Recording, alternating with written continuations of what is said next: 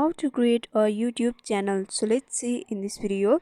Before moving forward, make sure to like this video and subscribe our channel. So let's begin. So the first thing you need to do is you have to download YouTube app from your Google Play Store. After downloading, open it up. So here you'll be able to see your home page. So in the right upper corner you can see the profile icon. Simply tap on that. After doing that, you'll be able to see your channel options, so tap on that.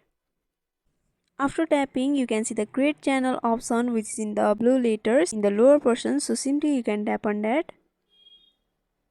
So here you can see the channel has been created. So from here you can create a video and manage your videos over here.